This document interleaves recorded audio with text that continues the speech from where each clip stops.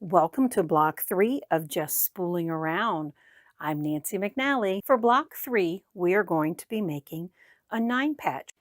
So for our first step, we're going to lay out our colors just as you see here. And then it's assembly time, which is really quick and easy. You're going to join this square to this one, and I chain piece this one to this one, keep feeding them through, and this one to this one. And then I cut the threads that are between the 2 units here, or the 3 units, and then I will join this one to here, this one to here, and this one to here. And before I join them, I give them a press. So look at your pattern to follow the pressing arrows. So I've chain pieced the first set together of each row, and then my next step will be to trim the thread between each of those rows. Then I will press towards the dark. So the top row, or row 1, they will press away from the center. The middle row is going to press towards the center, and the third row will press out. That way, when we go to join all of it together, they will nest nicely. I have pressed these rows. I'm ready to join these 3 to each corresponding row. Each of the rows assembled.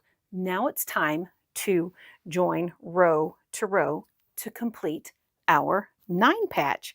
And wouldn't you know it, look, I already have one made. Isn't it pretty? I just love these soft colors. I'm going to give this a quick press, and then we're going to move on to the next step.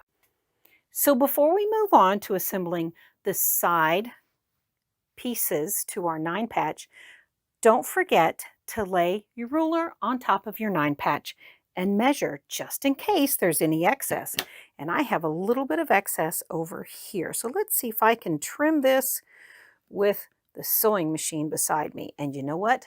I have to move the sewing machine. So hang on. There we go. Okay. I have just a little bit. And you know what? That tiny little bit that I trimmed off, that's going to make my block look even nicer. All right, let's move on. Okay, we're going to grab our side pieces. So you're going to attach one to the left and one to the right. And then you're going to press towards your side pieces. The next will be your top and bottom. And again, press towards these pieces. And then after you do that, you have one more side piece for the left and for the right. And then we'll join the top pieces, which make the spool. So now, oops, let me put this piece right here just so that you'll remember. Okay, so remember, you should have all of these already made where you do the stitch and flip method.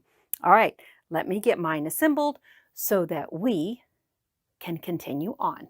It's time to do the last 2 pieces, which are your top and your bottom component. So that completes your 9-patch spool block. I'd like to show you another colorway.